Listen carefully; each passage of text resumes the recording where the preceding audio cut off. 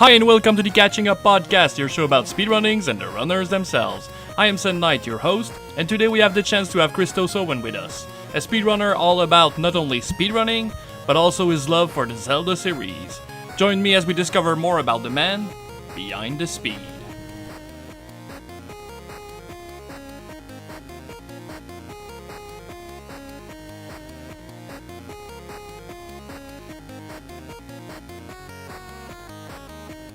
Hi and welcome to the Catching Up Podcast. I am your host, Sen Knight, and I am so glad today to have the chance to have Mr. ChristosOwen with us today.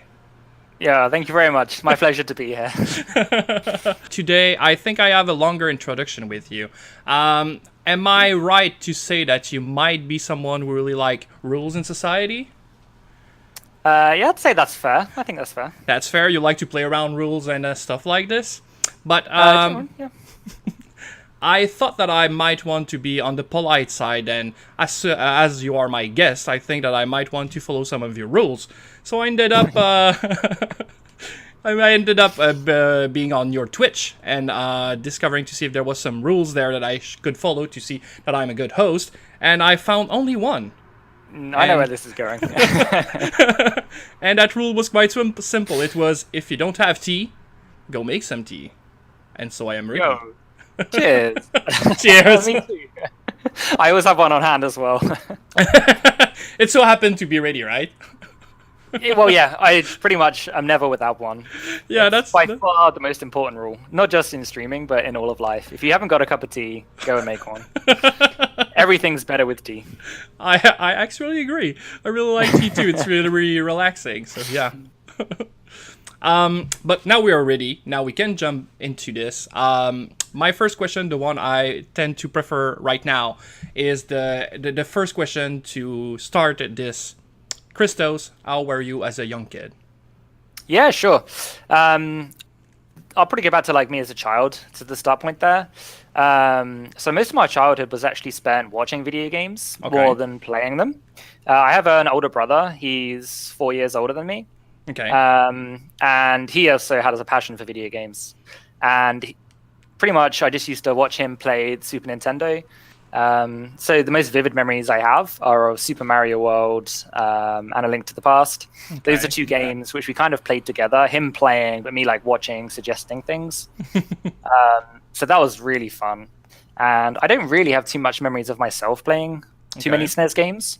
But then I got a N64 and a PS1, and I was a few years older than that. And that's when I really kind of got into games myself and was like playing so many different ones. So particularly I can remember playing Ocarina of Time so much as a kid, GoldenEye, like all the classic N64 ones, DK64, etc., etc. And equally on the PlayStation, like Rayman, Resident Evil series, just like a big variety of game. Metal Gear Solid. That was kind of how I first got into games. Okay, so maybe it's just that you didn't have a console for yourself. It was your brother's console mostly. Yeah, but exactly. Might it means that you're a little bit younger than me? Like I'm 33, so would you have known the NES era and everything? So I'm 28. So I didn't grow up with the NES. So like in our family, at least we had the SNES. Yes. I think my dad had a Sega Mega Drive, I think. I can remember playing Alex Kidd and Miracle World. Okay, yeah. And that game was impossible. I don't think I ever beat that. Nobody has, though. Yeah, it's so hard. And then a couple of my cousins, I think, had like Sonic, and some of the Sonic games. Oh, that's cool. So you did experience a lot of games, and I'm pretty sure I know the answer to that one, but from your childhood, what was the first game that you actually completely fell in love with? Actually, you might be surprised with which one I choose. Oh, okay, yeah. Surprise me. Well, as a young child, the game I fell in love with the most was Ocarina of Time. Yeah. I think a lot of people also fell in love with that. I was super into the 3D games. Yeah. Also, Donkey Kong 64 was up there as well. Looking back on it now, the game is so terrible. But at the time, I still remember the Christmas I got it. And I just immediately booted it up and played it for hours and days on end and was just loving it. But But then when I got a few years older, kind of, I guess like 13, 14, all the way through until I was about 17, 18 years old, the game that I by far loved the most and played the most by a long shot was Command & Conquer Red Alert 2. Oh. Yeah, and I played that online competitively. Me and my brother did, like, we had a clan together, which is like a guild, with some other people, and like I got really good at that game and played it a lot. I got into the top 10. That's my best. Oh. But unfortunately, nobody plays it anymore. It's a bit of a dead game now. yeah, sadly. So is that also your introduction to competitiveness in gaming in general?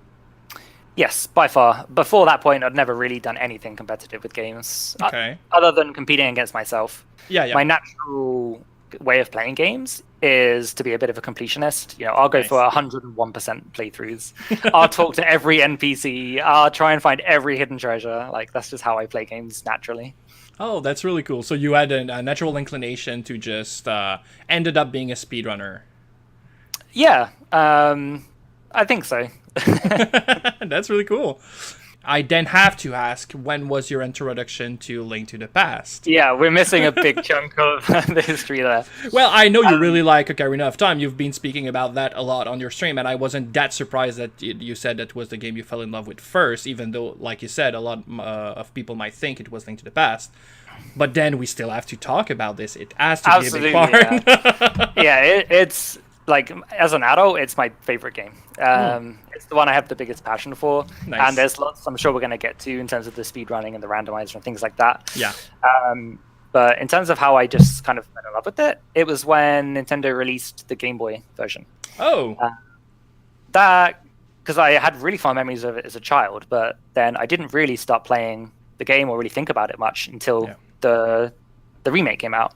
And even though it gets a lot of stick for not being like as good as the original, and they changed certain things, just playing it casually before I was part of any community or speedrunning or anything like that, I used to have a lot of fun with it. I played that through multiple times because it was handheld. I could take it with me or just play in bed when I'm comfortable. So like 100% of the game countless times. I even did some quote unquote speedruns. I never timed it, but I would try and just beat the game as quickly as possible. Just beat your time. Oh, that's cool. Like, play it in a single sitting sort of thing. I did a couple of playthroughs where I just got like the minimum amount of items I could to try and make it as difficult for me. Low percent, that's cool. Yeah, and this is before I had any understanding that these were like categories of speedruns that people had already been using for years. I was just kind of doing it myself. But it was born of those challenge runs. The names of those categories were born of those challenge runs we did when we were younger. I've been talking with Rivers McCown from Final Fantasy IV Free Enterprise, or actually he is a Final Fantasy IV speedrunners first and foremost. Like the fact that when I was young, the first time I played a JRPG was Final Fantasy IV. I didn't know about any... It's a good one. Yeah, that's a good one, but when I was so young, I was probably like 6 years old, if I remember correctly, and I was coming from Zelda Link to the Past. And you gotta understand that when I opened the chest in Final Fantasy IV, and it told me that I received a new sword, I thought it was equipped. Right. I've never played... Yeah. Of course, in Zelda you get a new sword. You get a new sword. In Ocarina of Time you can change it, but as in Link to the Past, it's always a better sword than the last one. It replaces it. True. So, yeah, that's a good point. I played the game having the starting equipment for like the whole game, and it was really complicated, and I liked the game so much that even though it was almost impossible to beat, I was grinding like a demon just to make sure that I could get past sections. That's actually really funny. And so Rivers McCown made fun of me, saying that I invented Legend Sword %, which is the sword you start with when you get a paladin. And when amazing. I was 6 years old. It's funny the assumptions you make when you just don't know any different. Exactly. Going from the background you had, it would make sense to assume, oh, I got a sword. It's already equipped. I can see that. Exactly. Yeah. And then you get a weaken me, you see the damage numbers, for random reason, it's higher than the last one you hit with that sword, and say, oh yeah, that's a better sword. I can see that the number is bigger than last time, so it's better, right? And then it's just that maybe I've leveled up or something. Got a credit or something. Yeah. Yeah, exactly. So let's get back into Link to the Past. So you discovered it through the Game Boy version. But you had played the Super Nintendo version, or at least seen it from your brother, maybe. Before. Yeah. So I had played it as well. Okay, yeah. Just I'd never got like fully into it. But watched my brother play it a lot, and together this might not be the correct time to say it, but in one like a certain area in the overworld of the game, the like Kakariko village, but in the dark world, called the Village of Outcasts. Yes. There's this little black void area where the bottle merchant is in the light world. Yeah. And me and my brother were convinced that you could get into there somehow. We tried like mirroring into it or like clipping into it for like hours and hours. We found everything except for the fourth bottle. Okay.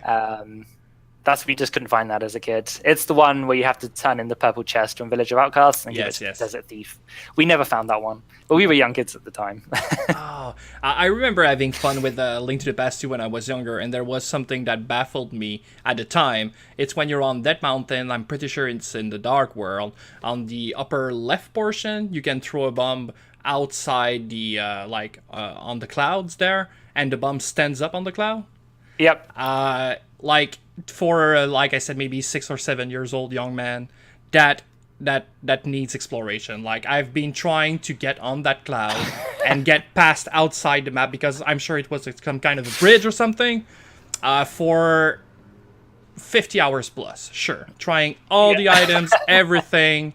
There had to be something. It couldn't have been bad programming, because I didn't know what it was. So yeah, that wasn't a concept you had. But yeah, like thinking about it now, it's like obviously they just to program the clouds to be like solid objects, platform. Yeah, exactly. It's funny you say that, because it's actually very easy to get into the clouds now with a lot of the glitch techniques we have.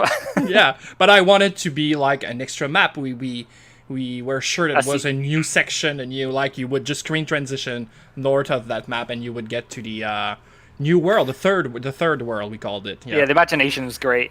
But in reality, if you go through the clouds, you're just gonna soft lock. Okay, yeah. Or you could have screen wrap or something. Yeah. But hey, I will have to actually do that at some point, just to clear like that little boy in me that's screaming to know what's on the other side. I want to soft lock that game now. Like, I've been talking to you, and I want to do that now. I'll do this at some point. Okay. Yeah, I can help you with that. Oh, that'd be fun. When did you come back to the Super Nintendo version?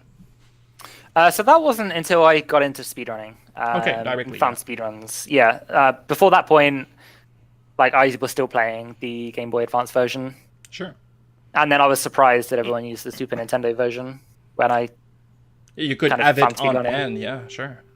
And then, it really opened up a whole new world. This was, I think, 2009, 2010, that I first found speedrunning. And from there, I don't know kind of when, like, what you wanted to talk about next. We can go wherever you want, but if you don't have an idea, then how did you discover speedrunning in itself? Was it from that's what I was going to talk about. Yeah, sure, go on. Yeah, absolutely.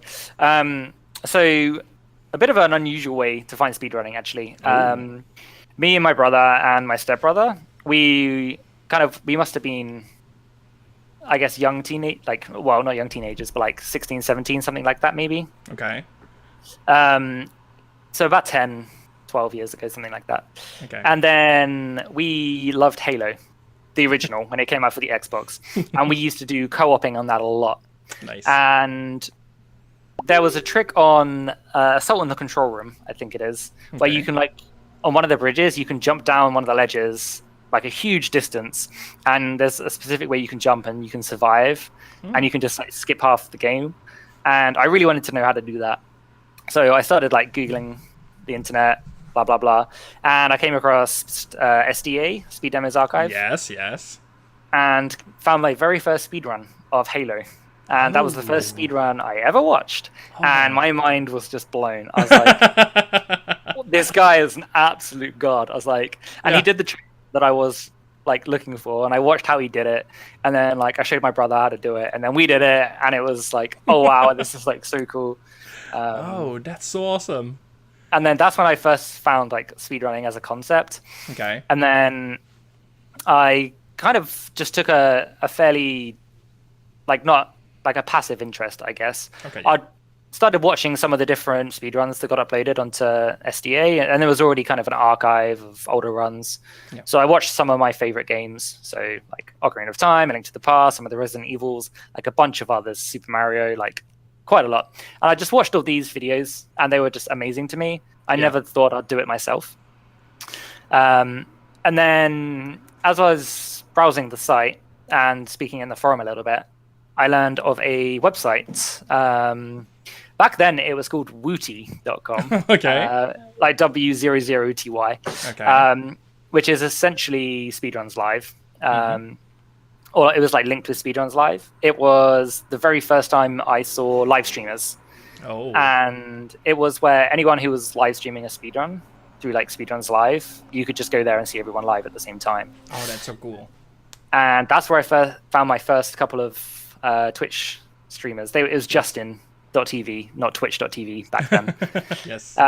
So I found my first Justin streamers, and yeah, just watched them for a while. Is Giano? I don't know if you know these people, but Sun Giano, Sicko, and TRV. Giano was one of the founders or the co-founders of Speedruns Live, and used to watch him play Super Mario 64. And he's one of the funniest people and speedrunners and just streamers in general. I'm very sad he's not around. So I watched him for quite a while, and I also watched Runner Guy, 249, who does Ocarina of Time. Yes. Back then, they were working on a 100% segmented like team speedrun. Okay. Where they'd routed it out, and different people could pick the game up at different segments and like try and just like improve specific segments. Oh, okay. And then at the end, they were going to put it all together. But only the best segment for each. Exactly. Oh, yeah, that's cool. Which is amazing to me. And I used to watch him grind specific segments over and over, trying to improve it by like just a second. This was before anyone really did 100% in a single sitting, because it was just so long back then. Besides them two, there was also who is now Narcissa. And then was called Cosmos before, yes. Right. And then just watched like Ocarina of Time. Yes. Like that was when there was bingo races for Ocarina of Time. Yeah. And other kind of challenge races, which was called Cosmoses. Okay.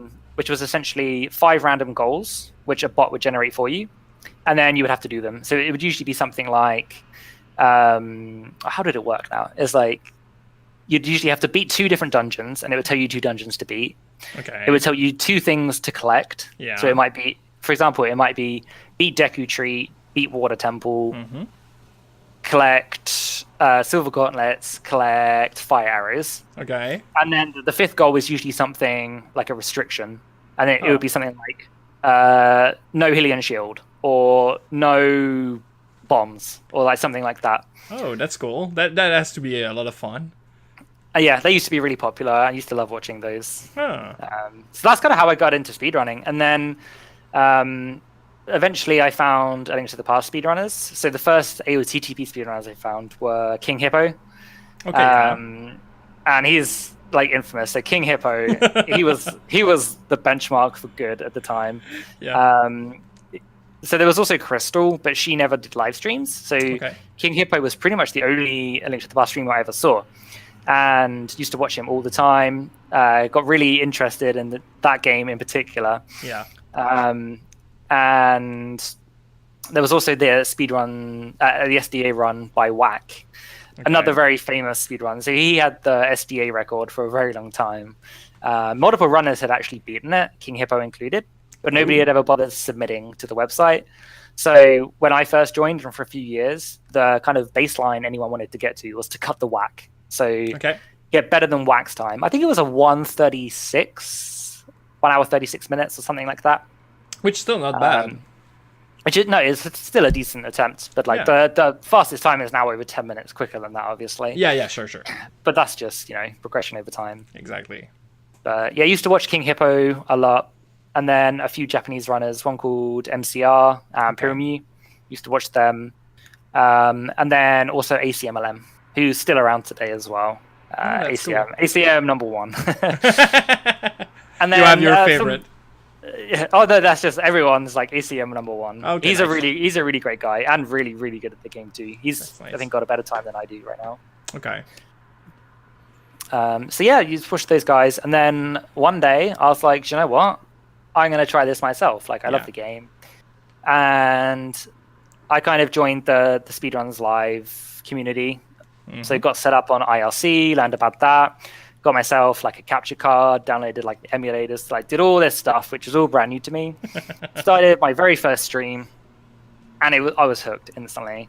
Back then, we used to do races all the time. It's like Speedruns Live was so active, and so many people joined races, and nobody really did races, or very few people did speedruns of the full game of A Link to the Past. Okay. Pretty much everyone only ever did Master Sword. Oh yeah. It was between 25 and 30 minutes. It's a really fun race goal. I know we used to have like 20, 30 plus people join in fairly routinely. Wow, that's a lot. And it was just fun. And then like after that, you might say, okay, anyone want to play Super Mario World? And it's like, yeah, the community, the speedrunning community was so much smaller. Yeah. And pretty much it was centralized around Speedruns Live. So everyone would just play different games together, even if you're bad at them, and just like race shorter goals. And it's changed a lot from like where it used to be. Now every game has huge individualized communities. Yes. It didn't really have that when I first started. Okay, so you would play, like you said, Super Mario World or other games just so that these people would come and play your games when it's your game time. So everybody would try everything. Yeah, oh, absolutely. That's fun. And I actually I joined a race of Mega Man X, a game I'd never played before. I'd never played any Mega Man game. I had no notion of like even how they worked. That's cool. I just joined it because a bunch of the people I knew were in it, and it took me like something like 4 hours to be the 8 Maverick. But then like after everyone finished, like a lot of the people came in and were like supporting me, things cool. like that. And it was the same for Super Mario World. I blind joined a race of that, which was 96 exits, so every level. Yep.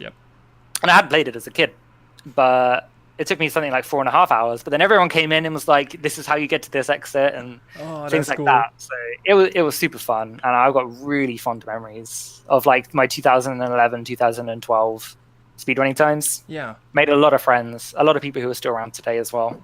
But even though you said it's really different, and I have to agree, I have seen both the SRL time and now the Twitch time, and like you said, there's more individual communities now, even though this is still all a big family. The community side of things is really important in speedrunning. It could have been just everybody plays their thing at home, not even streaming, and then submitting their time, and it would have been a 100% competitive thing, where you would just fight to get at the top of the leaderboard, and everybody could have been discovering tricks and not disclosing them, or you would see them in their video, but maybe they wouldn't explain how it's played. But the community part of speedrunning is exactly what makes it interesting to me. Not that the skill displayed or the practice that has to be put into this isn't interesting. It's extremely interesting to me too, but this is crazy how something so competitive, everybody is helping so much each other, even though the prize, like the top of the leaderboard, is not the actual prize. No, absolutely. It's really unique to me because I've never been part of a community like it, where a few individuals, the goal is, okay, I want to be number one. But for the most part, it's not about that. It's about the collaboration.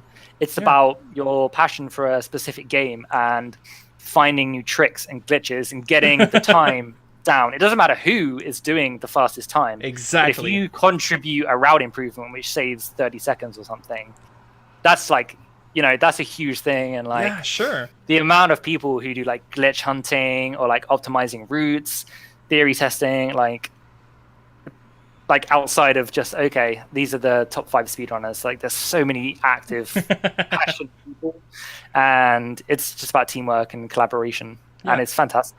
I love it. On episode 1, Yagamat summed it the best, I think. He said, "It's not me against the other speedrunners. It's me and the other speedrunners against the game." Yeah, I think that's a perfect analogy for it. That's exactly what it is. And I think that makes watching it much more interesting to me. Not that a competitive setup wouldn't have been fun. I generally really like the competitive level when I watch esports. But when I watch speedrunning, I really enjoy the fact that, like you said, there will be people in the dark grinding the game, grinding section, bringing a better route, and these people will not even use it for themselves. They'll give it to the community, and they will be shout-outed as have been an important part of it, but they won't be the one that get their name on the leaderboard, and that's just a big family working to beat the game, and I really think that's super cool to see in action. Yeah, I agree. I couldn't agree more. And that's why people fall in love with it, you know? That's why I fell in love with it. That's why people, they find these speedrunning communities. Yes. And they stay. Like, people don't generally move away easily from communities once they've, you know, found somewhere, because it's fun. It's just pure fun, and everyone's so passionate. Yeah, and most of the time it's very welcoming. Of course, there's a reason it's welcoming. I mean, you want to have more people grinding your game. It'll make it better, more fun, more interesting. An active Discord is always a good reason to go back to your game. Yep. But, like, it's still very welcoming just naturally. People want you to come and share their passion about their game. And most of the time, it's not, you don't choose a game because you think it's easy or it fits your skill level. Like, you choose a game because you like it. And like I've heard most people say, you choose a game because the soundtrack, you can deal with it 6 hours a day. Like, that's the thing. Like, it's a really common question. So people who are interested in getting into speedrunning. Yes. One of the first questions they ask is, what game should I speedrun? Yeah. And that's not a question that you can have answered for yourself. You have to, I mean, you can have answered for you. You have to answer that yourself. Yes. And, you know, I used to get asked that a lot. And all I would say is, like, pick your favorite game or one of your top 3 games. It has to be a game you're passionate about. Yeah. If it's not, then, or you pick for any other reason, you will lose interest. Like, exactly. There's no other reason to speedrun. I do speedrun a little bit. I'm not really good and I don't put enough hours in it, maybe, sadly. But when I chose the game I wanted to speedrun, it was actually the other way around. I was playing the game casually and having a lot of fun, and I asked myself, how can I enjoy it more and differently? And I decided to speedrun it. Wow, that's a great way of doing it. Yeah. It was just a different way, and I still do play it casually. I know some people just tend to not like having speedrun it. I can't go back to play it casually. I know some people still do, but yeah, I just play both now. I play the speedrun and I play the casual runs, and both are interesting for different reasons. Ooh, I could never go back to doing casual in the past. Like, the thing is, when you have an understanding and you know how to go fast, or like how things should look or can look, it's just, I don't know. It would just be me purposely wasting time to do things slower or wrong. Sure. But the big difference here, I think, is that the game I play have a lot of different mechanics, and in the speedrun, you don't use like half the mechanics the game has to propose. So a casual run will be so different in a sense. It's not just a question of speed. That the casual run stays interesting. Which game, by the way? It's called Azure Dreams. It's okay. If you know any of the mystery dungeon games, I think that would be a cool comparison. But just to tell you how different it is, I do play Azure Dreams, but I've never enjoyed any other mystery dungeons. Just the type of game that's comparable. Okay, interesting. But yeah, it's super. I'll look into it. I don't know it now, but I'll have a look into it. Yeah, nobody knows about that game. It's it's a PS1 game. The speedrun, there's one speedrun on speedrun.com, and it's clearly like 20 to 30 minutes too long, and the person who made who is at the top of the leaderboard says it itself in the comments, like, it's not really fast, it's just that there was nobody that has taken the spot, so I took it.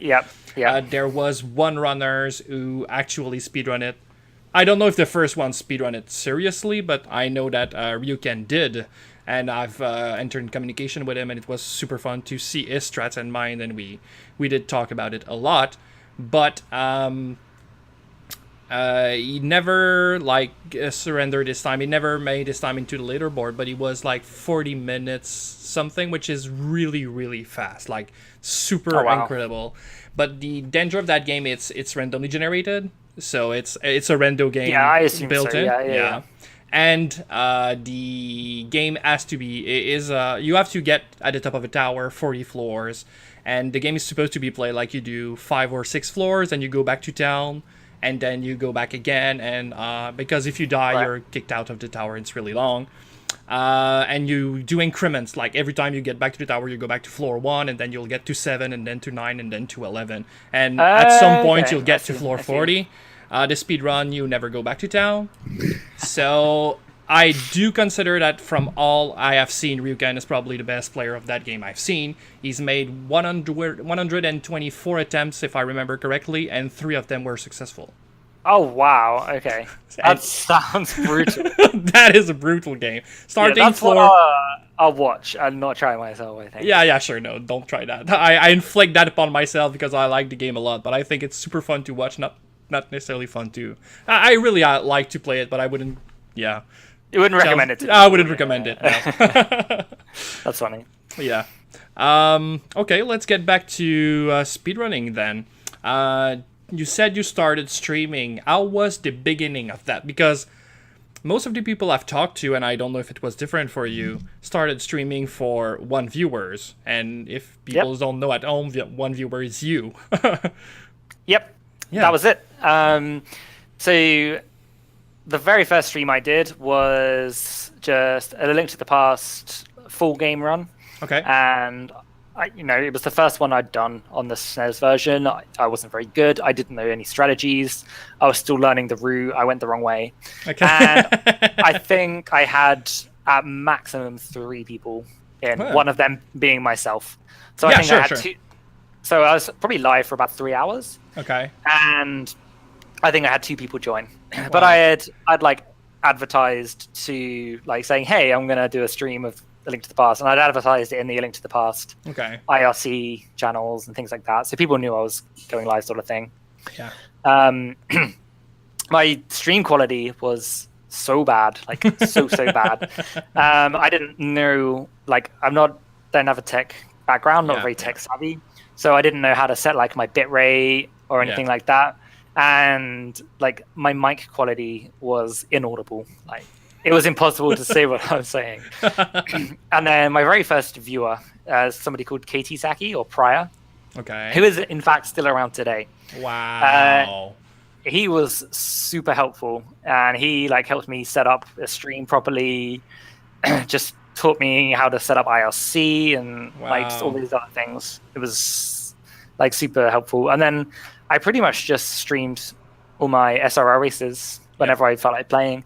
And man, I was addicted to it.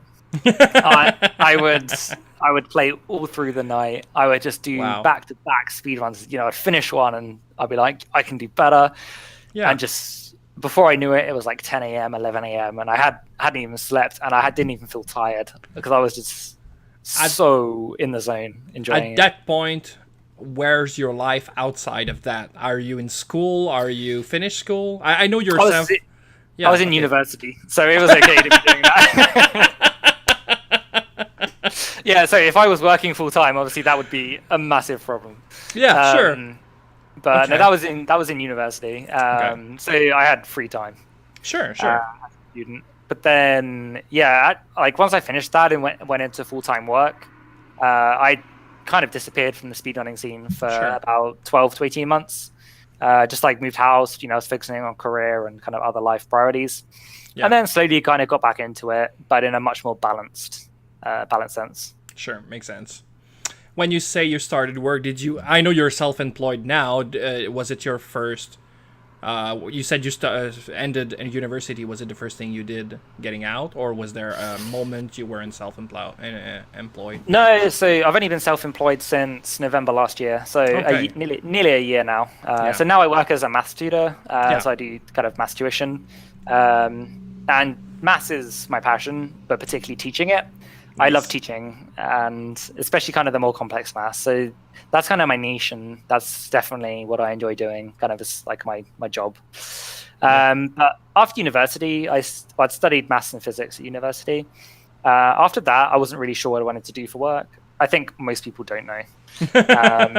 The first kind of full-time job I went into was kind of management consulting.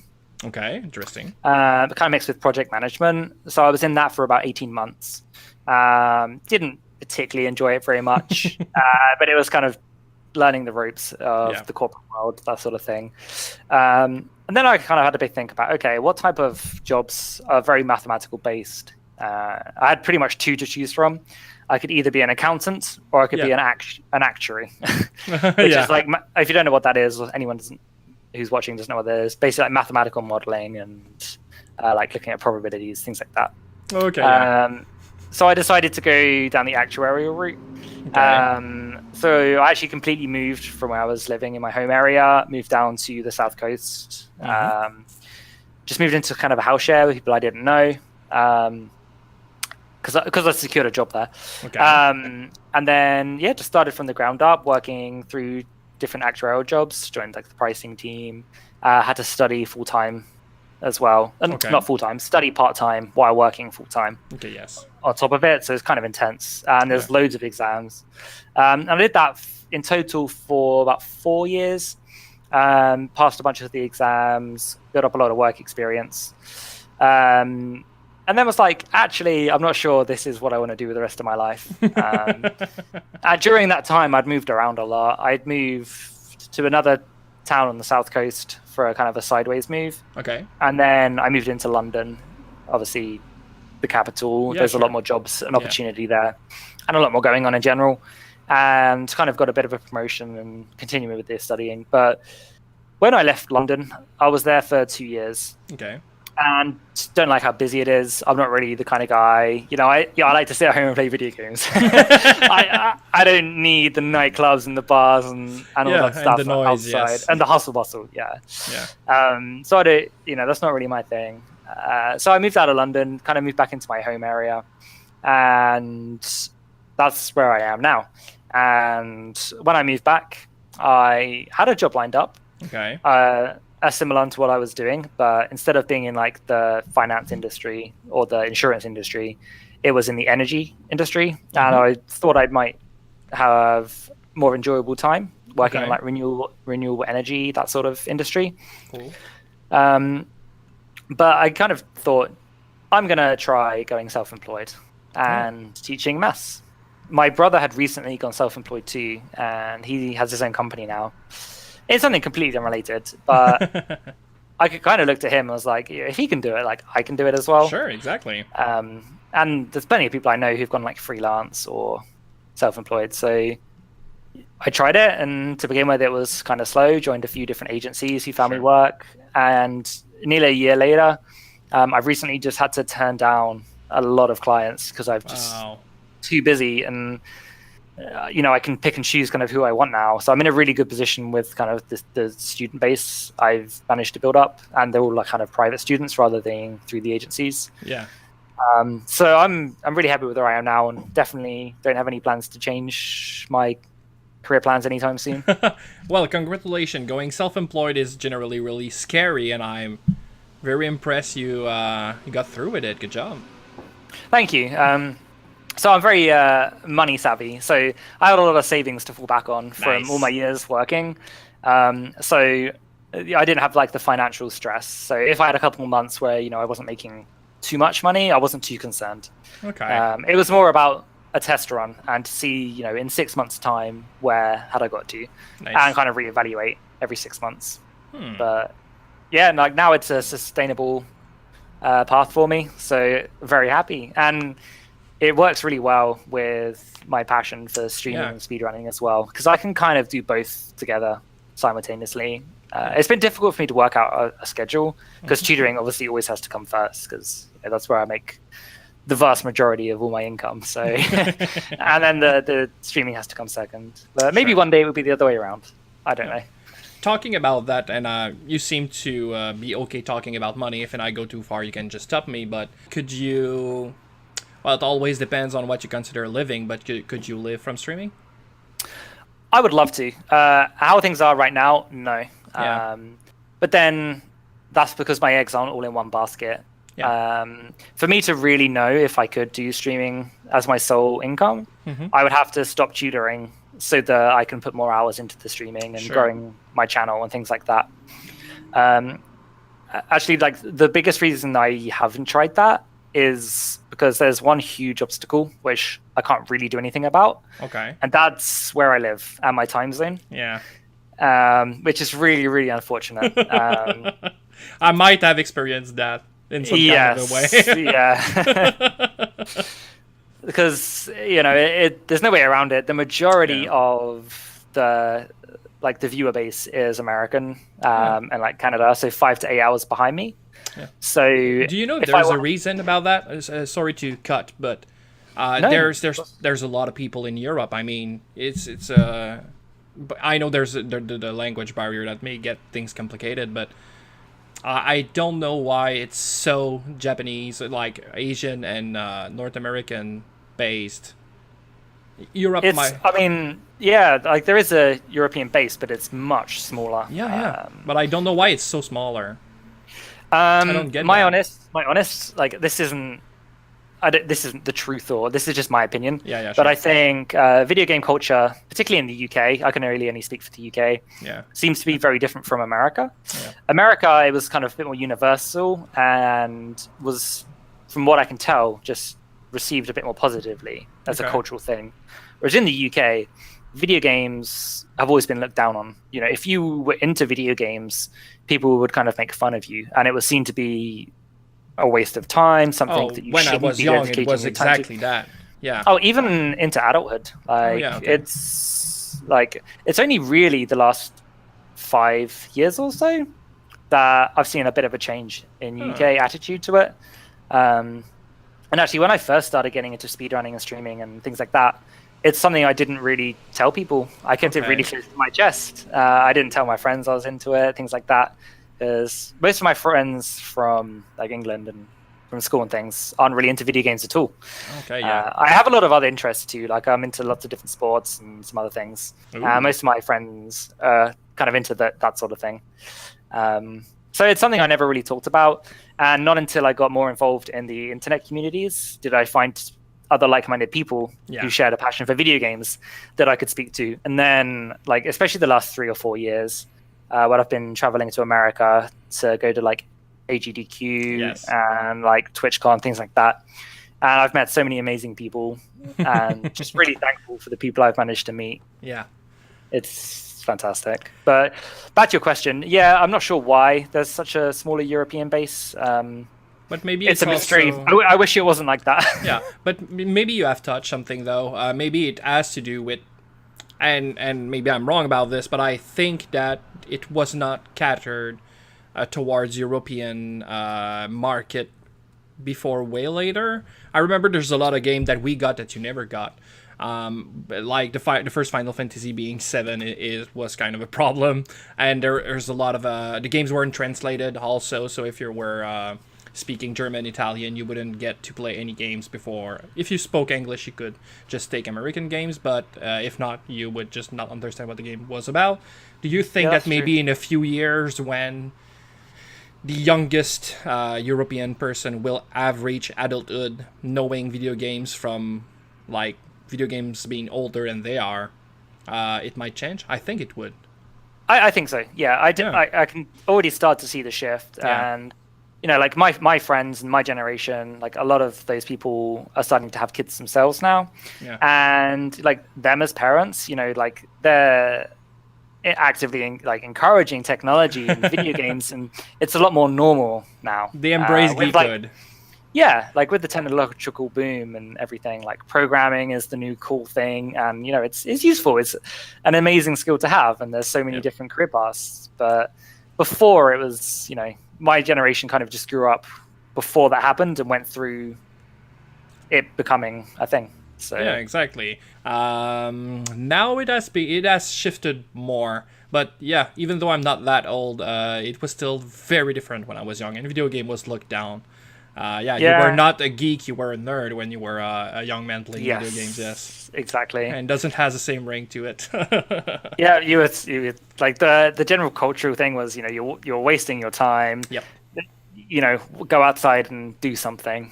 Like, why are you inside? But now people will happily sit and watch a whole series of Netflix But Like, also, I think that the games are more arcadey also, and I think it wouldn't appeal to everybody.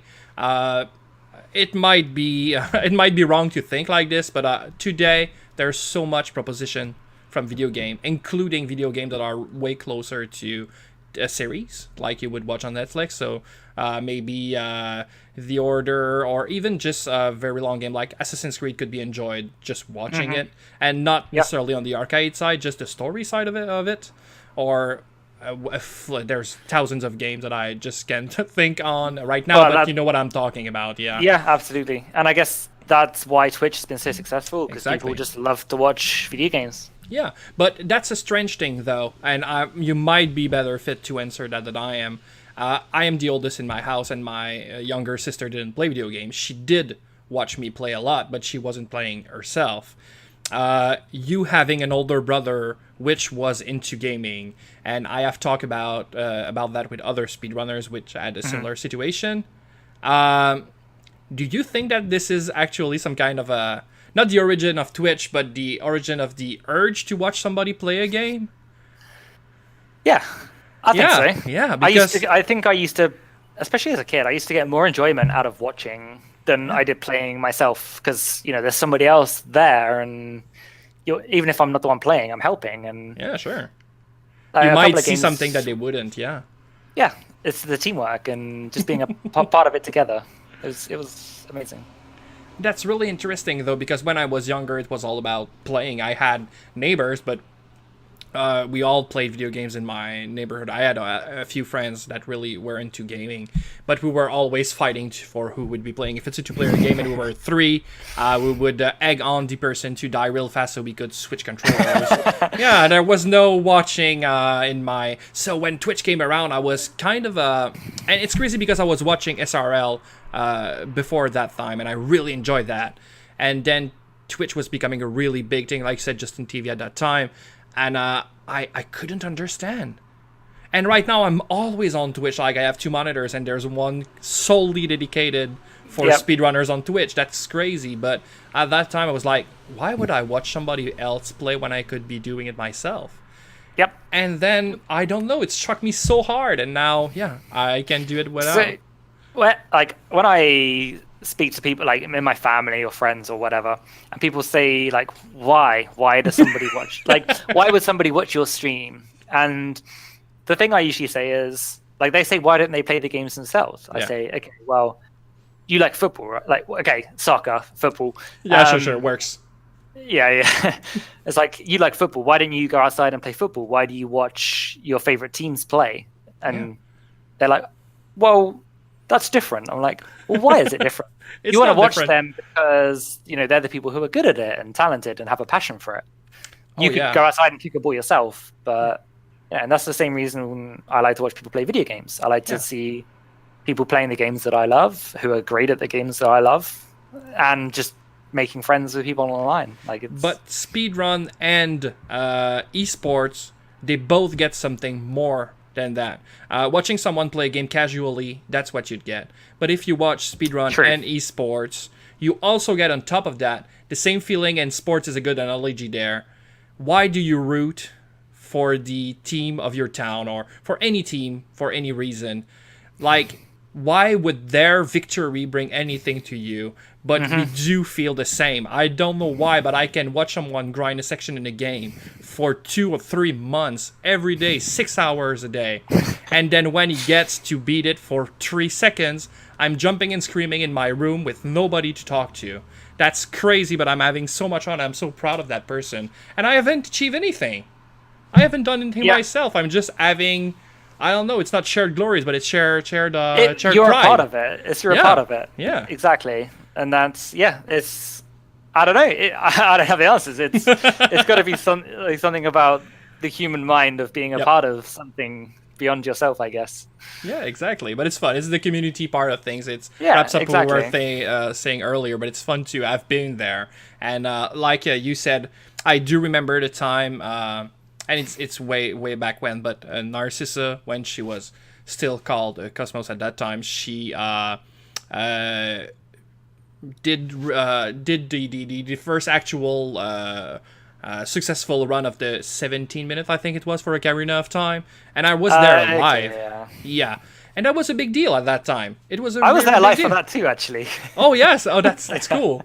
I didn't know almost anything about speedrunning at that time. It was my roommate who was into speedrunning, and we were having both our computer close to each other, and when I was looking over his shoulder, what I was seeing, I thought it was Let's Plays. And like I said, at that time, I was not really that much into Let's Plays or Twitch or watching people playing on Twitch. So at some point, I'm like, you're watching a lot of Let's Plays. Like, is that much fun? It's like, oh, no, that's not Let's Play, my friend. I'm like, what's that? And speedrunning. It's speed what? Yeah, exactly, yeah. And he's like, you want to know? And now here you are. Yeah, and now here I am.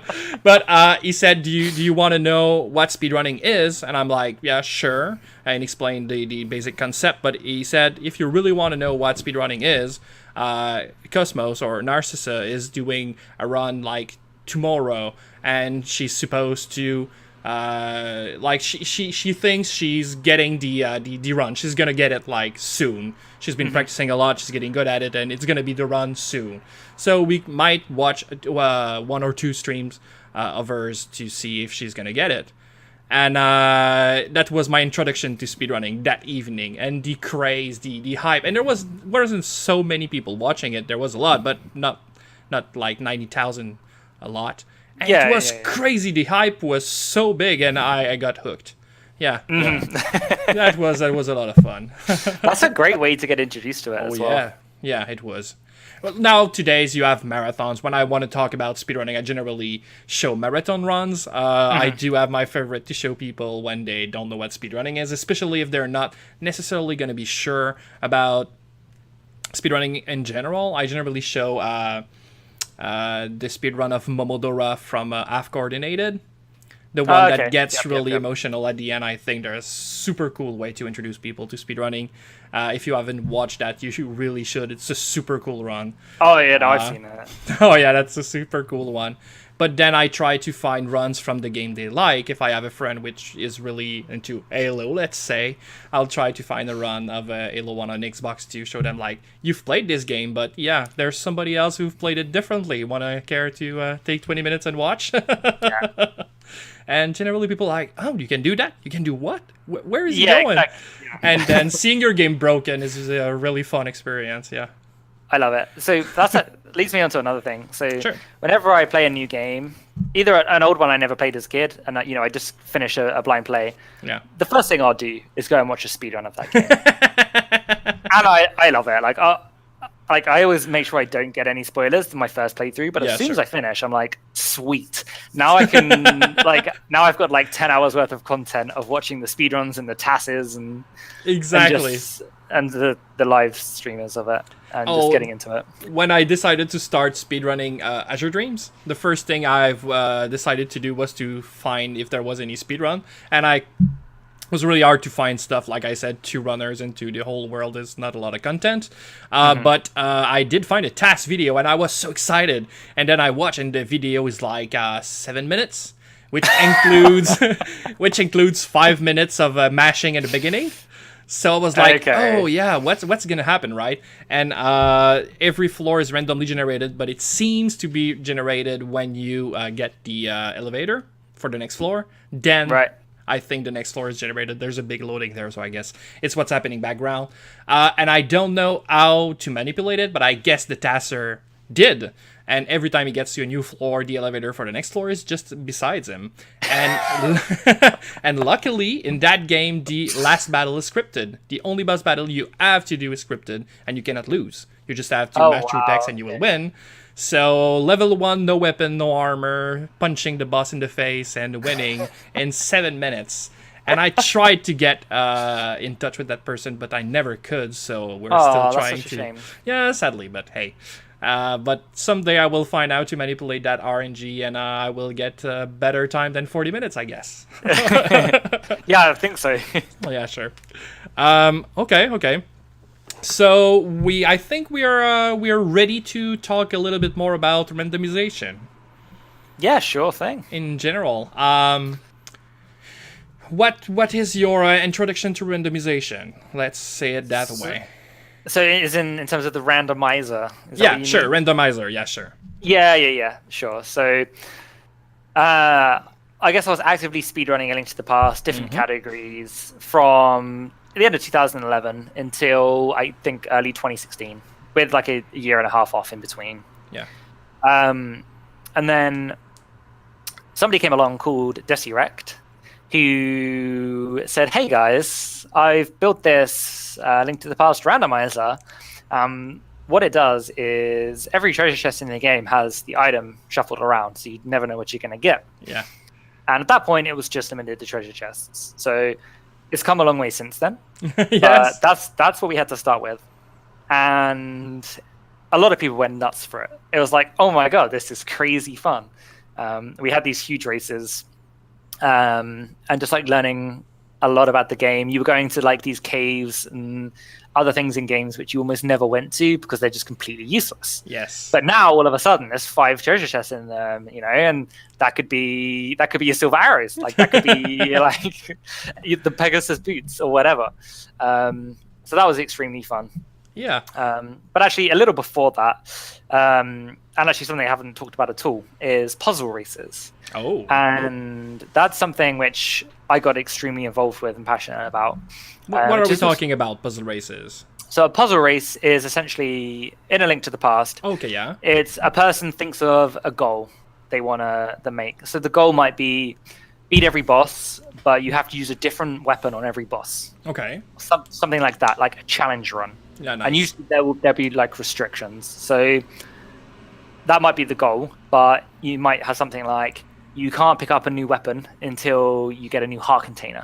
So you'd have to like go and get 4 heart pieces, and then you'll be able to get a new weapon, and then you can kill another boss, and then you have to go and get, or like something like that. Okay. And they got really popular for about a year or so. Okay. There was one almost every week for I think 47 weeks consecutively or something. Wow. That was in 2013, I think. Not 47, 27, I think. So just over half a year. Okay, yeah. And different people made different challenges, and that's what really got me into learning like a lot about the inner workings of the game. Yeah. So not just learning how to speedrun it, but learning what was under every pot and different ways you could get around the game and the map. And I first learned some of my glitches then as well. And that kind of like is what really links to randomizer, because you'd start the game and you wouldn't know what the goal is. You get given the image and you're like, okay, this is what I've got to do. And then you've got to work out how to do it. You've got to be like, okay, so I've got to get these 3 crystals, but I can't do it until I've done these other tasks. And where do I want to go first? And what items do I have? What can I not get? All this sort of thing. The concept of routing on the fly. Exactly. Yeah. And that's where that was born for me. And these were in races against other people. And you're thinking, like, watching them was, it was like a drug, because people are doing different things and you can hear everyone talking about what they're thinking and like their mindset. And it was just fascinating to me, especially if the puzzles like I made, I know the solution, but hearing other people trying to work out what the solution is. Oh, that's so cool. Like it was me just like, here's like Dr. Evil, just like caressing the cat. Yeah, exactly. Oh, yes. And like they got progressively more and more difficult as time went on, because the game's only so big and there's only so many things you can do, and it was hard to come up with new ideas. But some of my later ones are savage. Like they're so hard. And particularly like the last few, they started requiring like more and more glitches to beat. But I would always tell people up front kind of what was required. Okay, that's cool. But that was like a huge passion for the game I had. And then when Randomizer came out, I was like, wow, all this knowledge I have from making puzzles is suddenly really useful in Randomizer. So when Randomizer first came out, like I was at the forefront of it. I was winning most races just because of all the time I'd spent learning about the game in like my puzzle race creation. Yeah. And it was fantastic. And I got in touch with Desirect, who was the guy who made the randomizer, because there was some like problems with it to begin with, where we had a few soft locks where an item which you needed ended up being locked behind that item. So a really funny one was on Death Mountain, there's a little island up there which you need the mirror to get to from the Dark World. And then we were racing a seed, and then the mirror was there. We were like, wait a minute, it's not quite right here. That's going to be a long run, yeah. Yeah. So his background is he had made a randomizer for Super Metroid as well. Okay. But that was really the first randomizer. Like, I'm pretty sure that was the first one anyone had ever really made. It was pretty popular, but it required a lot of speedrun glitches to be known. Like, you couldn't, as just a player who's played the game a couple times, you couldn't pick up the randomizer and expect to beat it, because you'd have to learn specific glitches and things to beat it. Whereas the A Link to the Past one was fully accessible. Yeah. You didn't even need to have played the original game. You could pick up the randomizer. It would be tough if you had played the original, but you could beat it. And yeah, I got in touch with him and started working alongside with him, and kind of him having like the technical knowledge and the coding, and me of having like the huge game knowledge.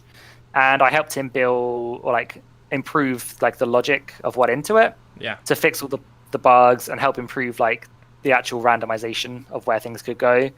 And I wrote 2 new logics accounting for glitches, so things could be spread anywhere, and like they would take account of you knowing glitches to get to those places. Like fake flippers or something like this. Yes. Exactly. Yeah. And then another really prominent developer called Carcat, or MMX Space on Twitch. He also got involved at the same time I did, and it was kind of us 3 working together. So me, Carcat, and Desirect. Carcat started doing a lot of the SNES assembly and ROM hack changes. So things like the overworld heart pieces became randomized. Yeah. The NPCs started being randomized, who gave you items. Yeah. And then like the community at the beginning was part of the A Link to the Past speedrunning community. We shared the same Discord. We just had our own little channel. But as it grew and grew and grew, there was actually a bit of a rough time between the 2 communities, like the randomizer and the speedrunners. Okay. Where there was quite a lot of friction between the 2.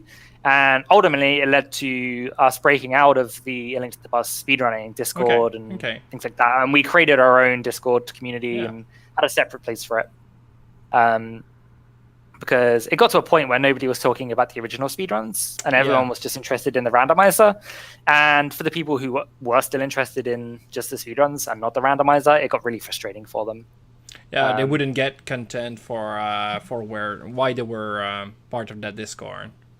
Yeah, exactly. You know, a place where they'd been for years and they could just talk to their friends about room improvements. Suddenly, it's all just filled about randomizer. Where can I find the randomizer? Where can I find the randomizer? Yeah. And it kind of got a bit annoying for them.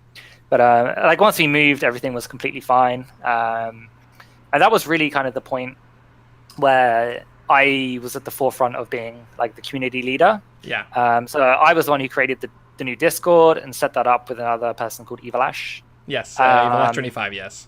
Yeah, exactly. So him and I kind of set up the new server and started building different like resources and like guides, tutorials, how to get set up and speedruns live, things like that. He built an amazing guide for how to set up a stream in general. Yeah. And yeah, so we had this thing, and then we started advertising it. Like when we were streaming, hey, we have this Link to the Past randomizer Discord now, and it just kind of blew up. And the fact that I was also kind of working on the logic updates, the algorithm, and working on the development of it as well, I ended up just being kind of like the community leader for A Link to the Past randomizer. I don't want to like toot my own horn or anything like that, but definitely one of the more prominent like leadership positions of it. And that was from about March 2016, so a little over 2 years. That I've been like fully working on it. So, and then another guy called Vitorp, who is now an active dev, probably the most active dev, well, along with Carcat. Yeah.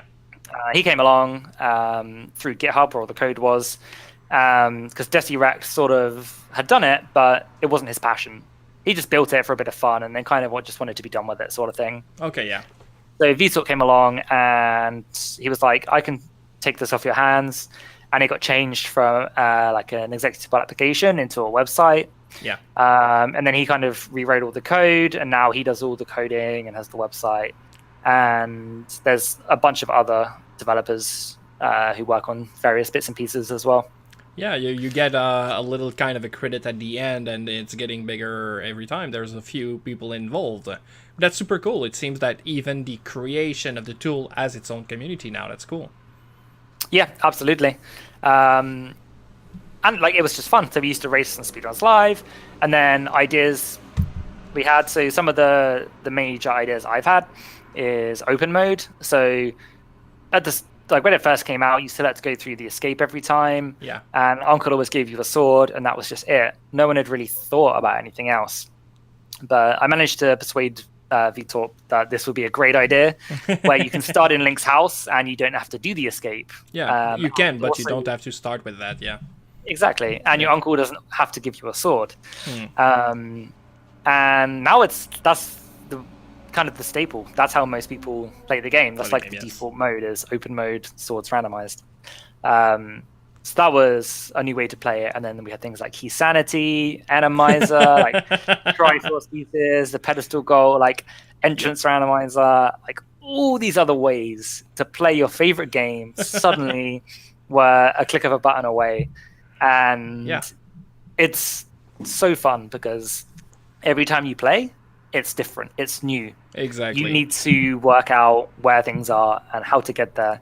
And then when you're racing it, it becomes even more fun because you need to work out the most efficient way of doing that. Yes, exactly. Because there's another person or a few other people trying to find the fastest way. And even though it's randomized, so you might have the best decision and still lose, you still need to be at least a little bit, not a little bit, but you still have to be optimized in some kind of a way.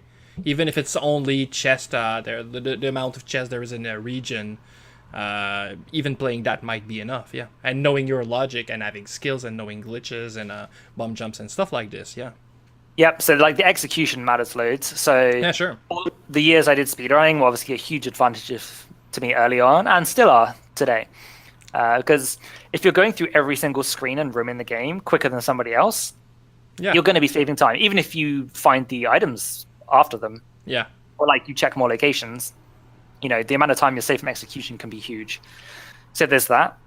There's like understanding the logic is another thing exactly. So of where things can be, and like how to sequence break as well is a huge part of that. If you go up Death Mountain without the lamp, which you're not meant to do, because the logic will always make you have the lamp if you need to go through a dark area, right? But you can still go through it if you know how to navigate the dark. Sure. If you do that, and then let's say you find the flippers, then okay, that tells you that the lamp cannot be locked in any flipper locations. Yeah. And it's having an understanding of how those different situations work, and you can help narrow down where certain items can be. Okay. So there's that, there's the execution, and then there's just the general routing as well. Yeah. So you want to check the most item-dense locations generally as quickly as you can. Yeah. And that's the same, like you said, with the puzzle where you have to route on the fly. Like you said, you find the flippers behind a section which is supposed to be locked by the lantern, even though you can still go through. So it means, like you said, it wraps up. You cannot have something that... The lamp cannot be after any location for the flippers. That's super interesting to know that. And somebody who doesn't and looks for the lamp will go to all these locations and just will never find it. Yeah, that's super cool. Exactly. I think we will naturally talk about what came next into the world of the randomizer, but I just want to touch something before. I don't know how to say this, but I'm pretty sure that the math tutor and the math fan in you had to have a lot of fun discovering logic, because math is logic at the end of the day. Absolutely. And that building it and learning it have to have been a blast. Yes. So me and Vitor had this kind of one story, Palace of Darkness. Okay. It's a complicated dungeon from a like logic standpoint, because at any point, like at a given point, you can use a key on a variety of different doors. Yes. And it's really easy to make sure you have enough keys to never softlock yourself. Yeah. But the goal that I always had was I wanted to always have the maximum randomization possible. I wanted to optimize how much things could be randomized. Yeah. And when you are trying to solve for optimization, the problem suddenly becomes a lot more complex because Yes.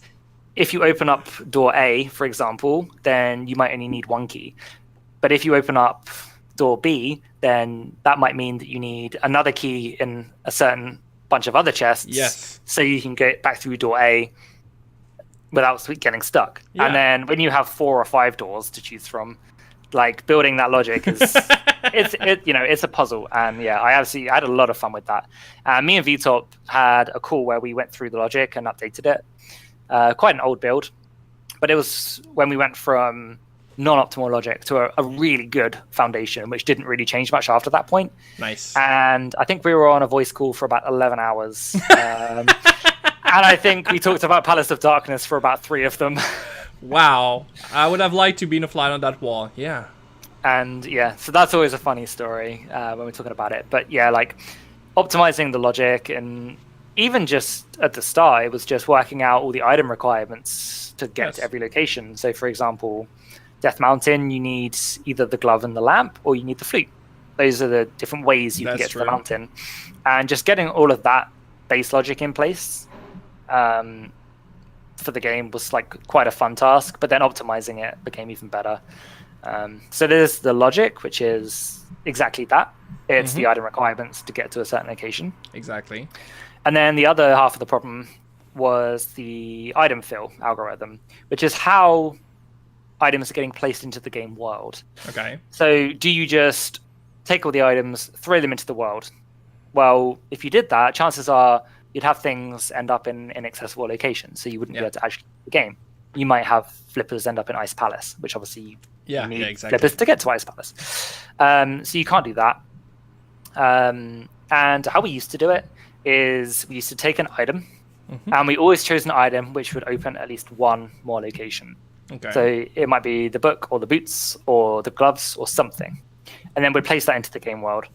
And then we'd take another item that opens a new location. And then we'd place that into the game world. And over time, like you'd start with just kind of the locations which you can always access from the start. And then every time a new item gets placed, like the amount of locations available spreads increases. up, yeah. Oh, that's cool. But that had a really big problem. And that problem was, most of the time, when you found an item, say you found the gloves, it pretty much meant that you would find your next item somewhere locked behind gloves. So you would then just go and search glove lock places. You'd find your next item. It's the book. Oh, I'm going to go to Desert Palace. Oh, hey, look. I found just follow the chain, yeah. Exactly. And that's what it was. And it was really easy to read how to beat the seed. So that was actually a version called V18. And it's a very famous one because that was the logic we had in place at the start of the very first randomizer tournament. Yeah. Which I could talk about briefly, probably a bit later. But like V18 to V19, we changed it completely. And then we started placing things backwards. So we had the entire world open, and we'd place an item so long as the item being placed wasn't locked behind itself. So you would never place a hammer like somewhere which always requires the hammer. Yeah. You might place it somewhere which sometimes requires the hammer. So, for example, Tower of Hera, you can either get there by going through a mirror portal, or you can go the long way around using the hookshot and hammer. That's true. So, say the hammer got placed in Tower of Hera.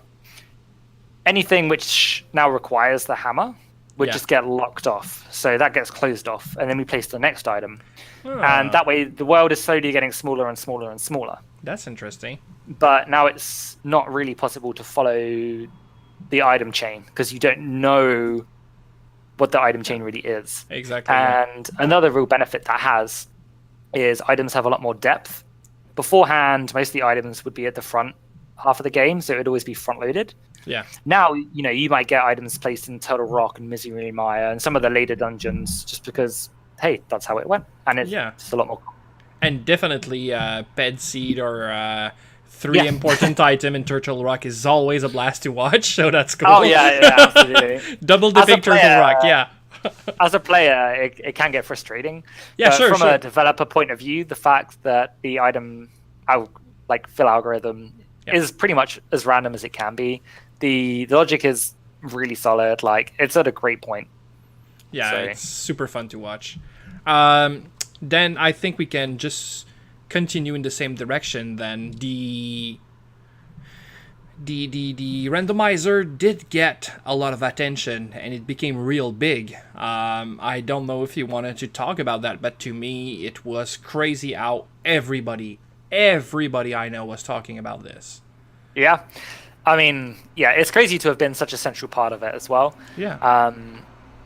Myself, I was like really lucky enough to have the opportunity to do a run at AGDQ 2018. Yeah, with Andy, yes. With Andy, yeah, and showcasing that. It was the first randomizer run ever at a GDQ marathon. Yeah. And it could have gone one of two ways. It could have been a complete blowout where one of us finished way before the other, but it wasn't. It and when wasn't, I watched no. it back, oh, it was just, we both ended Gannon's Tower like 10 seconds apart, and we both followed such different routes. Yeah. And that was fantastic. So I had so much fun with that, and it was great to obviously have the fundraising goals for the Prevent Cancer Foundation and all the charity work that went into it. So that's like amazing to have been a part of. But that's kind of the success of where it's got to. So to begin with, it was just the speedrun, the Link to the Past speedrun community playing it. Yeah. But then people suddenly started seeing, wow, that's really fun, and it's something which is dead easy to get into as well. You just plug in the ROM and away you go. Yeah, because I think they are... Okay, no, sorry. Go on. Yeah, I was just going to say, and then what kind of really got a lot of exposure was the first tournament we had. So that was through Speed Gaming and the Speed Gaming channels. Yes. And this was kind of before Speed Gaming was as big as it is now. So A Link to the Past helped Speed Gaming grow a lot, and Speed Gaming helped A Link to the Past randomizer grow a lot. Yeah. So together they worked really well. And it really got the randomizer just a much bigger exposure to people outside of the speedrunning community. And now it's one of the staples. If you go onto Speed Gaming, you'll pretty much always find some A Link to the Past randomizer race happening. Yes. We have our third huge tournament coming up, starting in October. And there's been other tournaments being held by other people. So Speed Gaming held their own one, which was sponsored by Twitch, which had a cash payout. Nice. And people love it. Viewers love it. People love to watch it because it's the excitement of you have two very skilled and very well met runners. Yes. But they might take completely different routes, and you don't know who's going to do what or who's going to find what. And it's the anticipation, that's what hooks people. Every time you watch, it's different. But there's two reasons why it's fun to watch to me, and why I got hooked so hard by that is first, it's not that long. A really good player with a pretty forgiving seed can do a match in about an hour, which is super easy to watch. It's not a problem. It doesn't take a lot of time.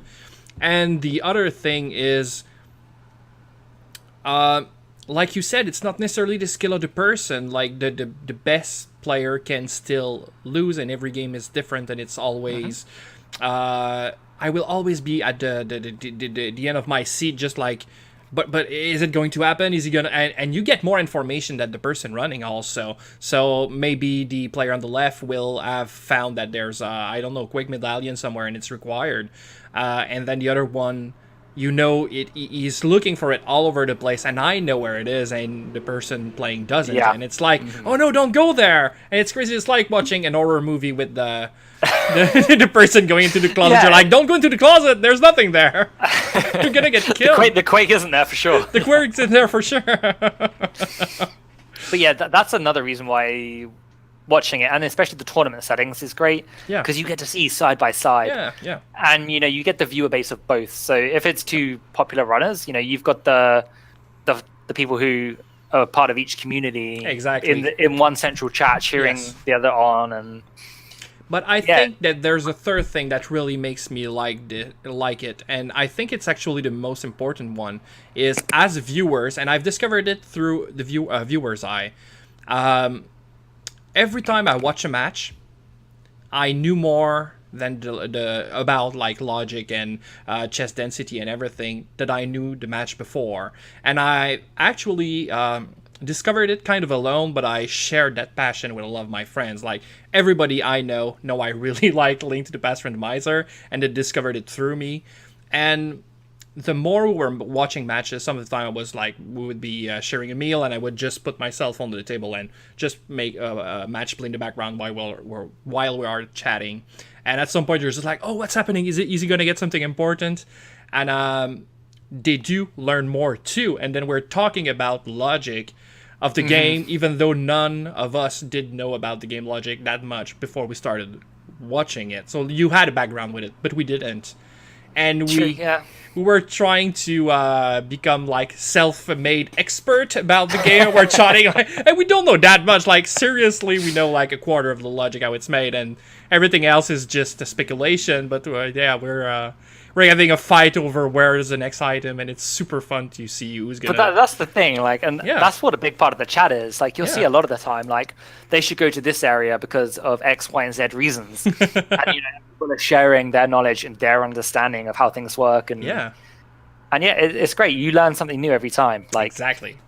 Like I've watched races and I've seen people like go to a specific rock and there's a bomb under it, and I'm like, oh wow, I didn't know that you could get a bomb there. Like that's a really useful bit of knowledge for like an opening route, or if I'm low on bombs, or like whatever it might be. So bits like snippets of knowledge like that. Yes, it's great. Can we jump on to the next randomizer then? Because right now I'm seeing you play a lot more of let's call it Zooter for now. Zooter. So that's been a recent thing. So it's Ocarina of Time randomizer. Yeah. I've been playing that for only a couple months, really, and I'm by no means the best. So my skill in Ocarina of Time is a lot like, I'm not one of the top players like I am in Link to the Past. But it's incredible fun. So this is the first time I'm playing a randomizer where I haven't been an active dev or an active community leader, and I'm just playing it for the fun of it. I'm bad at the game, but it doesn't matter because it's great. And it's brilliant, and it's still early in its development cycle. AOTTP is obviously very established now. Yeah. But lots is changing in OOT. The community for it is huge and booming. There's the first tournament happening at the moment. There's weekly races, and it's in its period of initial growth and excitement. Yeah, and it's huge fun to play. It's a lot longer. Yeah, and is it a problem? Because I feel like it is, but maybe I'm wrong about it. Like I've never tried it, so as a player, should it be shortened? So there's a few aspects to it, and there are some things which are done to try and help shorten it. So obviously all the cutscenes and text have been removed. Yep. And there's some other quality of life changes. But the competitive modes make a couple of changes. So for example, the big pose item now only requires 1 po instead of 10. Yeah. And they take out the Mask of Truth, having an item, a couple of like small things like that to make sure none of the really time-consuming locations are part of the logic. Exactly. But for me personally, from a competitive standpoint, it's less interesting just because it's so much longer. Yeah. And it's a lot harder to find somewhere between 3 and 6 hours to just dedicate to watching a single race or run. Even streaming it and playing it, like, I know I'm going to be at minimum looking at 4 hours and probably a bit more. And in that time, I could play 3 A Link to the Past randomizers quite comfortably. So, it's a bigger time investment. And by the end of it, I'm kind of tired. Like, I get to about 2.5, 3 hours, and I kind of want to be done. Yeah. Especially in a seed where you might get all the items, but then you still have like 4 dungeons to beat. Oh, yeah. You have 4 dungeons in go mode, so there's nothing special is going to happen. Yeah. Yeah, it's a slog at that point and a bit of a chore. Yeah. Whereas A Link to the Past, beating the dungeons, each one takes 5 to 8 minutes. Yeah. If you know how to speedrun them, and it's a lot quicker. It's usually a lot quicker paced. Yeah. But as a comfortable solo experience and just playing it, interacting with my chat, it's great. It's a fun thing to do, but I don't see myself really doing it competitively. And I can't see it having the same competitiveness the A Link to the Past randomizer has because of that reason. Not right now. I do feel the same, but I don't want to look mean and say that the randomizer isn't interesting. I've actually been watching you and Spike Vegeta play it a lot, and both of you are super interesting and super fun to watch and play the game. And Spike's great. Spike is great, yeah. In general, as a human being, you talk, or as a runner? Both. Like, Yeah, both. I've met him multiple times. So I met him at GDQs and we've hung out, and he's a great guy, really positive and enthusiastic. Yeah, He's done a lot for the community. But watching him as a streamer, I'm going to be laughing. That's one thing. If I watch Spike, I'm going to be laughing. Yes, exactly. I feel the he's same. He's really entertaining. He is actually the next guest for episode 8. Oh, amazing. Brilliant. Yeah, I cannot wait. Amazing. Yeah. That's awesome. All right. What is it? What's in your future? Not necessarily as a speedrunner, but also as a speedrunner. Both. It's a good question, and not too sure. So, I've been toying with the idea of seeing if I could move out to America. Okay. Probably not as a permanent move, but maybe get a visa and try living out there for a year or however long I can get a visa for. Yeah. And if I was going to do that, then I would probably try and use the fact that I'm on the American time zone to my advantage and see if I could grow the stream. But I have to really think about that. But at the moment, my plan is continue kind of building my tutoring business, and I'm in the process of getting my own website set up and things like that. Nice. And just get to a comfortable level with that. In the next few years, I was looking to buy a house. I was wanting to do it next year. But recently, there's been predictions of another crash in the financial crash. Yep. So that's predicted to happen in the next few years. So buying a house is now, at this time, is now not such a sensible idea. Exactly, that's kind of annoying for me. So I'll probably be renting somewhere. Yeah. Rather than owning. So the fact that I have that freedom and commitment of not owning a property and not having a mortgage means I could move out to America. Yeah, exactly. That's a good time to do it. So that's kind of the real life sort of thing. But my plans are to continue with the mass tuition. And I would really like to try and grow my stream if I can. Yeah.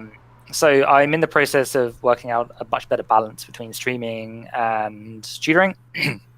So that I can get a more regular schedule. Yeah. Because that's obviously one of the fundamental things to grow a stream is consistency. You need the viewer base to know when you're going to be live.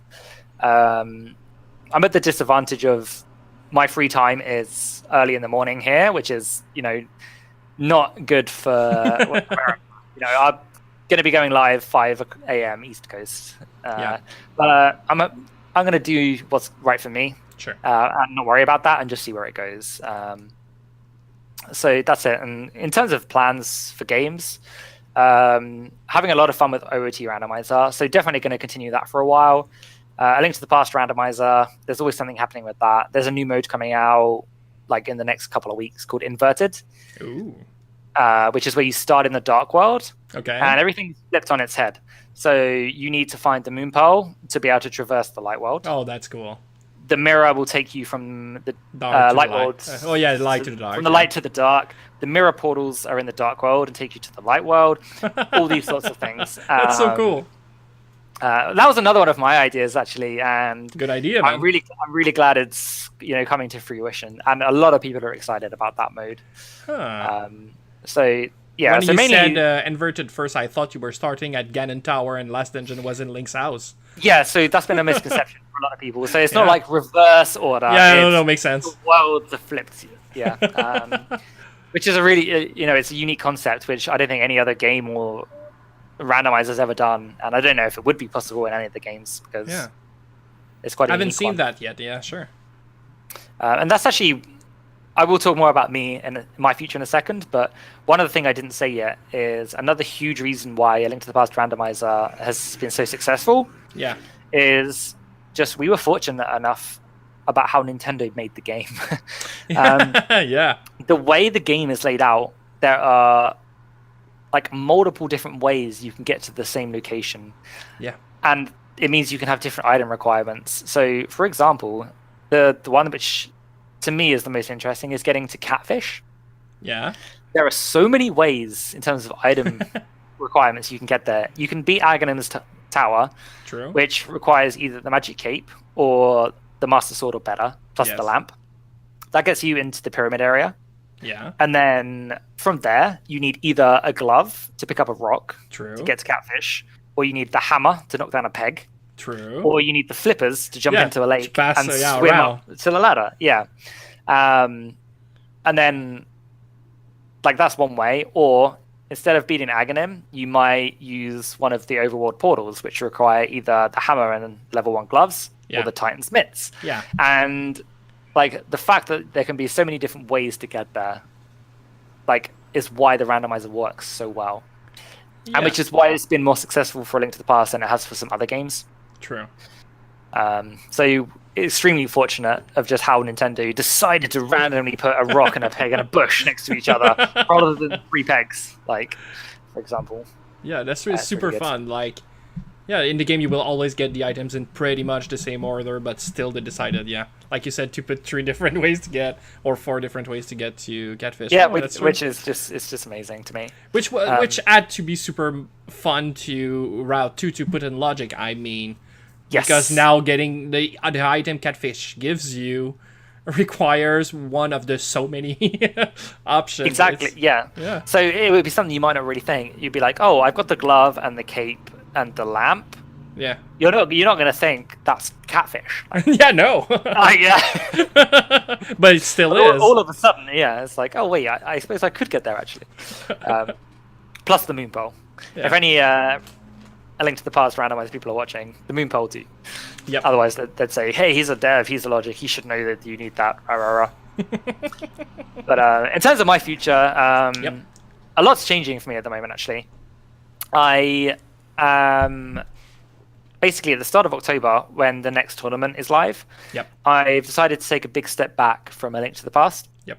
In terms of being the community leader and like doing a lot of the admin, the resources, and the tournament running and planning and all that sort of thing. Yeah. Because it's kind of been like I've had 4 jobs. I've had my tutoring, I've had my stream and my streaming, I've had the Link to the Past tournaments, and I've had the general Link to the Past dev and Discord admin. And the amount of time that I've had to invest into like all the Link to the Past stuff has been huge. And I'm trying to refocus, so I have just my streaming and my tutoring. Yeah. And once everything's running, I'm going to be taking a big step back from that and really trying to concentrate on my own stream for a while, and just seeing if I can get some more growth and just see if it does become a possibility to be a full-time career, because I would absolutely love it. It's my biggest passion by far, and I think a lot of people would love the opportunity to do it. But yeah, if I can make it work, then I'll be very happy. Well, you're on a good path, because every time I do end up watching you stream, even though you have some kind of a problem with time zone sometimes, you're always in the more than 200s and sometimes close to 400 viewers. Yeah, well, like the numbers have been growing lately as I've been streaming more and getting more regular streams in. So I need to keep that consistency going. Yeah. I'm very fortunate in that being such an integral part of community, and I've networked a lot, so I know a lot of different streamers. And the great thing about Twitch and speedrunning is you will support each other.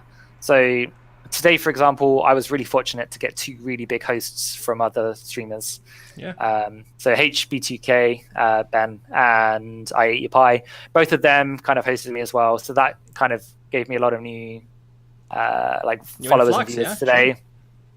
I'm just really looking to see if I can continue that. But in terms of games, A Link to the Past randomizer a little bit, OOT randomizer probably a moderate amount. Going to do some good old-fashioned speedrunning of A Link to the Past. That's going to be back on the radar. And I've got the biggest backlog you could ever imagine of casual that I need to beat. Right now, I don't even know if I'm halfway. I'm some amount through La Mulana, the first one. Yeah, all right. And I've invested a lot of time into that, and I need to get back into that and beat that game. Yeah. And there are so many other games Like, I just want to get through a lot of playthroughs. I want to play Ori and the Blind Forest. Very cool. Like Good games choice. that almost everyone have played, but I haven't. So Ori and the Blind Forest, like Yooka-Laylee, Yeah, nice. about 50 different Switch games, Had in Time, Celeste, Cuphead, like, I don't know, just like so many games. Breath of the Wild, I still haven't played. Seriously? Seriously? You haven't never tried Breath of the Wild yet? Well, I played it for like an hour and was Okay. like, this is amazing. I will save this for streaming. And I just have not got around to streaming it. Wow. So I really can't wait to see your stream about that. I want to be there. It's going to be a lot of fun. the way I play games, though, I play things so slowly. So I'm going to be looking for every Korok seed. Yeah. I hope you Okay. will. Yeah. Okay. Because a lot of people don't like that style of play. They want something a bit more fast-paced. But I get I'm that. all about the exploration. And that's Yeah. how I like to play games. I get that. I've talked last episode was no, the episode before that was with Bowie the Hero, and he told me he told me the exact same thing. He said like I was telling him that I wanted to see him stream and that the game he was playing was relevant, but not necessarily the reason I was there. And he told me, but then I would be playing a really bad game. Then what? What would you do? And I was like, but I'll still be there. It's going to be a lot of fun. I'm there to see you go through the game. If it's a game you have fun with, then I'm going to have fun with you. And if it's a game that is painful to you, then I'm going to make fun of you. And both of them are really enjoyable to me. Yeah. That's actually a really good point. Yeah. I've had a tendency of putting myself through awful challenges. So, like, a lot of people can make fun of me and see that it's frustrating, and I'm trying to balance that with just playing games for fun. Yeah, sure. Makes and sense. me just enjoying the experience again. Yeah. I think I do prefer the experience of watching a streamer having fun with a game than struggle with one. I think it gets old faster, but I really do enjoy both, and that's why you probably know, I'm talking about this every episode now, but you probably know about Cuso Grande. Yes. Yeah. I really enjoy watching like known streamers fail at a game for an hour. It's super fun. But I don't think it would be as good if it was longer than an hour. And Rosensha made a very good call there. It's not the first one that beats the level or the game. It's the one who's farther after an hour, and that's a really good call. That's the perfect amount of time for me to have my fun, and then we move on to something else or just another game. Yeah, I think that's a really good point. It's, it gets to a point where, okay, like, enough is enough. Yeah, sure. People lose interest. Like, you'll probably lose interest yourself. Yeah, sure. So and it'll show. Like, if you're not enjoying yourself, I will have a hard time enjoying myself watching you because, the passion won't be there. Exactly. Yeah, that's. I've had a bit of that with La Milana, but I'm so stubborn, and like, I love the game so much, but it's a puzzle game and it's meant to be challenging. Yep. So but yeah, so that's the future for me, really, is really try cool. and grow more of my stream, a few new games, casual playthroughs, and just refocusing my time on actually streaming more rather than being involved in all the other community things for a while. Well, I can't wait to see you stream more, and I hope a lot more people will join us to wish you good luck on every game you're going to play, casual or speedrun. Thank you very much for being part of this. We will see each other on the other side of the second part of it. But just before we leave, I want to give you, like all the others, a chance to shout out a runner. Is there someone that you want to give a shout out to? But also remember that this person is going to receive an invitation to the show. So they might say yes, they might say no, it's not important. But we might end up discovering who that person is. Yeah, sure. So there's a lot of people I could shout out here. Like a lot of my friends, a lot of people who I've been involved with in A Link to the Past, etc. Makes sense. But there's one person who I watch all the time. If they're live, I will watch them, and it's always exciting. And they are extremely knowledgeable about their game. They've been there from the beginning, and they are the grandfather of their game. Nice. And I'm talking about ZFG. Okay, so just the letter ZFG. ZFG, then 1. ZFG 1. Nice. Plays Ocarina of Time. He's the 100% world record holder. Nice. And yeah, he is so knowledgeable about the game, and his stream is fantastic. So if I wanted to watch an episode on somebody, it would be him. So that's kind cool. of why I'm shouting out him. So ZFG, absolute legend. I'd love to watch an episode on him. And So, like I said, I'm gonna try to make sure that he gets the invitation. And if he say yes, I think it would be a really interesting episode discovering more about him. And like I said earlier, Christos, thank you very much for have said yes to this. It was super fun. No, honestly, my pleasure. Like, it's been really fun, like getting to know you and just being a part of this as well. I think I said to you individually, but I'll say it again now as part of the episode. One thing which I find really interesting, and it's something which is never really explored, is, as you said, who the speedrunner is and their background. Yeah. It's usually always about the game, and that's it, or the speedrun, rather than like what are the things you do, what's your hobby, like, and like growing up, how did you get into games, etc. So yeah, it's been great part of, and I'm really pleased you asked me, and it's been great to share. Oh, thank you very much. That's super fun. Thank you. You're welcome. Guys, let's see each other on the other side of the second part, where we will try a few tricks in Link to the Past. I hope you won't be too brutal with me today. It's an easy game. We'll be fine. All right. So thank you very much for watching the show, and if you have access to YouTube, just go and watch the second part of it. Thank you very much. Have a good day.